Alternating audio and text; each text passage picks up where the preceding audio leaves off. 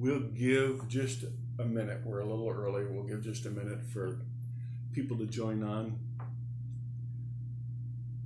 If joining on is the correct term for this. It's going to be hard. Sue's going to sit there and just laugh the whole time. I will. She's my best, I will. She's my best audience.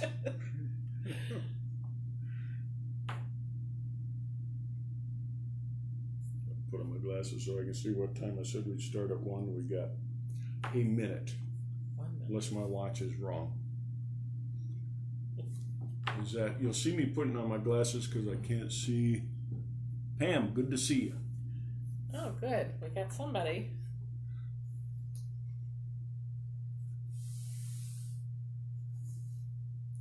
And if you have questions during this or anything, we'll do our best to read them off the screen. We have no idea how this is going to go, but we figured we needed to start somewhere.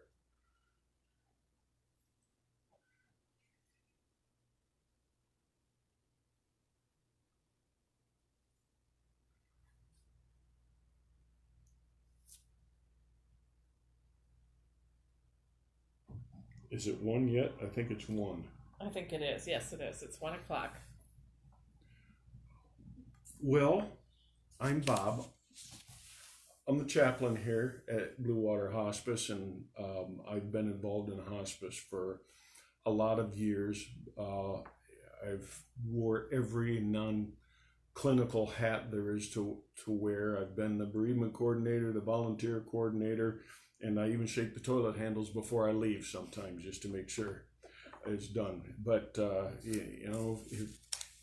if you've met Sue or not, she is the spearhead of the bereavement program, and this is I love it because this is what it's obvious this is what she's called to do, and she's good at it, and compassion just oozes out of her, and she loves it when I sit here and talk about her like this. That Right. doesn't make her uncomfortable at all. But so we have no idea really what we're doing today. We thought we needed to start somewhere.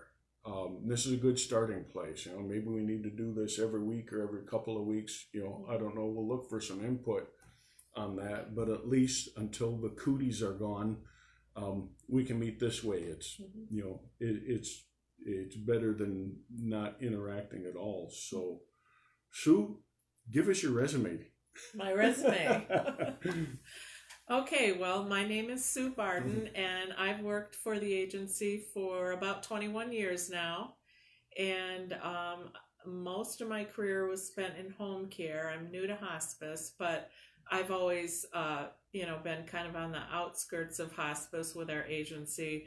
Had a little bit of, experience with it when I did intake, but this is actually my first real hand at the whole thing, and I'm really enjoying it. My position is bereavement support, so I am my job is to plan the outreach programs that normally go on here. Unfortunately, right now we've had to put them on hold, but I planned the New Beginnings and the Wings programs where we have Wings is for people that are spouses, for widows and widowers, and we meet twice a week. We go out to lunch, and it's just kind of a social time to interact with other people that are in the same situation. And people build relationships, and they find out that, they're not all alone, that there's other people that are going through the same thing that you're going through. And then we have New Beginnings, and that is a group that is kind of a smaller, intimate group where we gather here at the hospice home normally, and we have a topic usually that we talk about, and sometimes we get off the topic and we just talk, but it's an opportunity for people to gather together that are generally newly bereaved, newly grieving, and they can just share their feelings and their experiences with others that are going through the same thing. And so it's been a real support system to some people. And I personally I haven't lost a spouse or anyone, but I get a lot out of the group myself. So it's been a wonderful experience. and but we're missing those groups right now, and we wanted to provide some other type of avenue for people to, you know, gather together and you know, be able to support one another. I think that's really important when you're going through a tough time, when you're you know, experiencing grief or sadness. It's hard, and sometimes it helps to know that there are other people that are going through something very similar, and you know, just to be able to share with each other. So I hope that as we begin this, that it will grow, and that other people will jump on, and that maybe we can have some conversations online, and we can support each other. And you know, we just want to provide that for our community. I think we're all kind of going through a grieving process with our lives, and how our whole life has been interrupted, and we've had to put a lot of things on hold, and it's not been easy for any of us. And so and I know a lot of our population of people that we serve that have lost loved ones are older, and they're the vulnerable group that are kind of stuck at home. And so this is another opportunity to reach out and have a little bit of communication with other people. So no, that's good. With this virus thing, we all are sort of experiencing bereavement. Is the state of having suffered a loss, is being bereaved. With this virus, I can't go out to the bar. That's a joke. I'm not a bar hopper. Although Linwood has awesome nachos, I do get that. But you know what?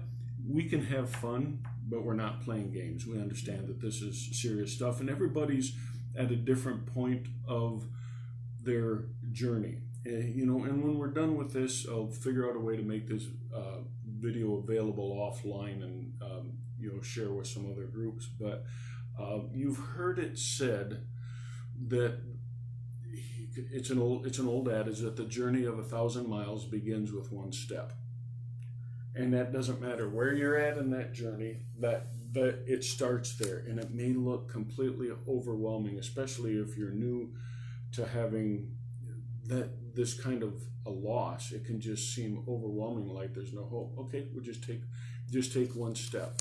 The good news is, you know, if we're looking for silver linings, is that you're not alone. We're here.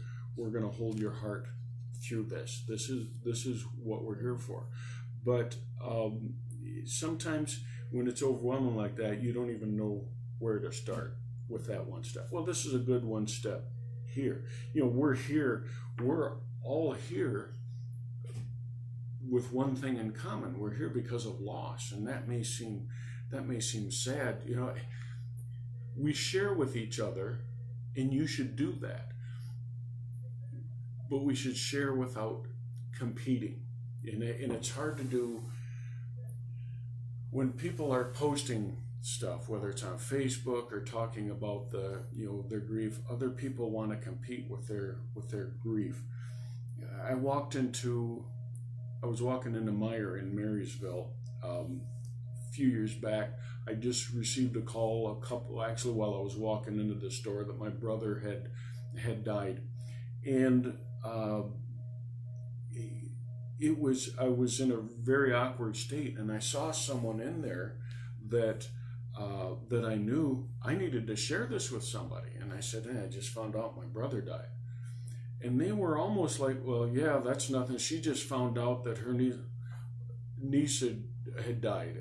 I'm thinking, I need someone to listen. I don't need you to give me answers. And I just needed someone to share my grief with a little bit. So, but we can share, and we listen to each other's stories, and we're never here to compete. We'll find things in each other's stories that are in common, and you know, those kind of things will bring us together. And you realize, she said something about realizing that you're not alone. Well, you're not. Sometimes it feels that way. I'd like to read something, and we're not going to go long today. This one being the first meeting like this, just trying to figure out, you know, how this even looks. But I did write something down. I'd like to read you this little story. The reason that I write it down is because there's only so much room on the hard drive, and when it's used up, it's used up. So if I don't write it down, I'll forget the whole thing. But tolerate my reading for just a moment. Years ago, a friend, Jeff, and me decided to try our hand at adventure racing. An adventure race typically consists of hiking, biking, and kayaking through wilderness areas. We chose what was called a sprint, meaning it needs to be completed in under 14 hours. So this isn't just some little dinky race, and I don't know why they call it a sprint. 14 hours, that's a good day. You have to carry your backpack with all your water for the race. You have required gear, any food that you would need for energy. You're carrying a heavy burden. Your backpack is heavy. Then you use a compass and a topographical map because you need to get to certain checkpoints in the middle of nowhere. So navigation is paramount on this race. And the first one that we did, I'm always the oldest guy in the thing. There's a bunch of college kids, and I think the military recruiters had some kids out there, and they just took off running out of dead heat. And I said to my buddy, so let's just be patient. We're gonna walk. We're gonna keep a good pace, but we're gonna pass them. We had this bright idea, since it was our first race. We thought, well, maybe it's a good idea just to follow the crowd and see what they're doing. We'll sort of learn as we go. Good idea, right? Here's the problem. About 3 hours into the race, we realized the crowd was lost. Now, that means that we're lost. We had no idea where we were, no reference point to do proper navigation according to our topo maps. And this cost us several miles of backtracking and a lot of time. We were already feeling fatigued, having never done this before, and we had a long way to go. But we made a mistake. We were following somebody else's journey. And here's how this ties in. Your journey of grief is your own. You don't have to follow somebody else's path. What works for them, what works for Sue may not work for me, and vice versa. I remember being upset after losing my nephew. I'm sitting out in the backyard, and I hear the ice cream man driving through the neighborhood. I was so mad. I literally had the feeling I want to go just punch that guy. That sound was annoying me. I didn't want to hear kids. I didn't want to hear laughter, any of that. Fortunately, a light bulb went on. This was the anger part of my grief, and that's how it was manifesting. Now, you have the stages of grief, but you're not going to go through them in any specific order. Your journey is your own, and it's not a good idea, especially we learned this in the race, not to follow anybody else's journey. Well, let me finish this. In the race, there's a cutoff point at a certain checkpoint that if you don't make it there within 10 hours or less, you would not be allowed to finish the remainder of the race. See, we'd already done probably 25, 30 miles of hiking through the woods at certain checkpoint. The same thing on a mountain bike through sandy areas.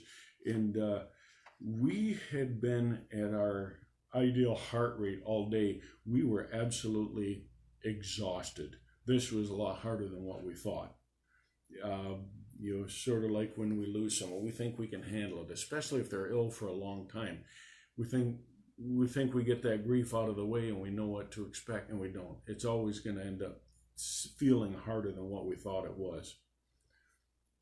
Or sometimes it's easier, but there's no reason to feel guilty about that. You don't choose to be grief-stricken.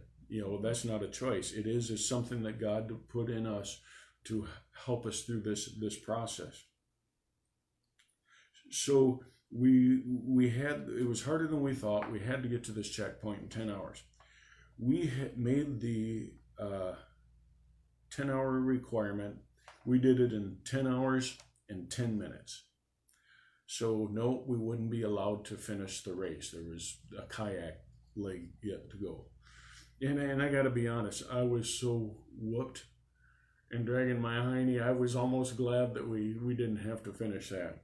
But when we emerged from the forest, this particular race was up in Indian River. So we come out of the forest, we're way up on a hill and look down several hundreds down. There was a race director there who was waiting for us. She knew very well our struggle and our exhaustion because she's competed in this race herself.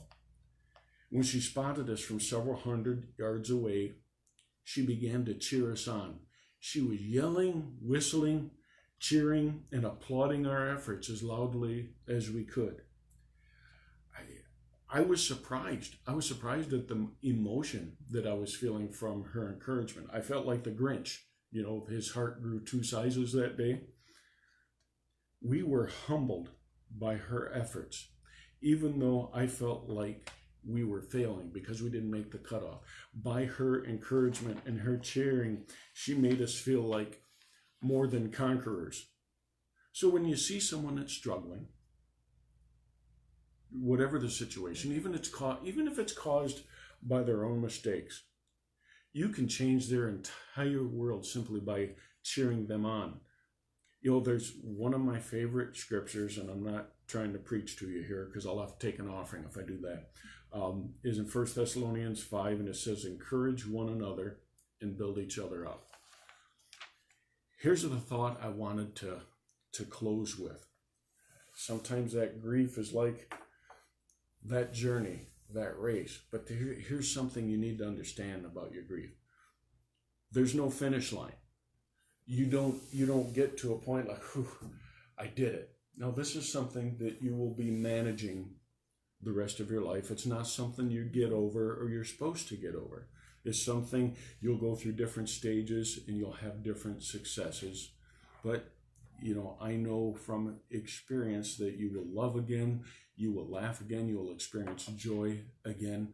But it's your journey, and don't let anyone try to change your path. We are here to support you on your path. So, you can always contact us here. Myself or Sue. And that's all I really had on my mind. Sue, did you have anything else you wanted to throw in there?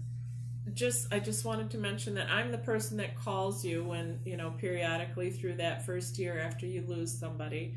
And, I'm always here to listen, but I also, if you feel that you really do need to have somebody come out and speak, we have Bob I can send out. We have Brianna, Monica, the social workers. So if you ever are at a point where you feel that, maybe a visit would be helpful, we can do that. We can arrange that. And, I'm going to continue to make those phone calls throughout the year just to check in on you and let you know that, you're in our thoughts and we're here if there's any type of support that we can offer you. Okay?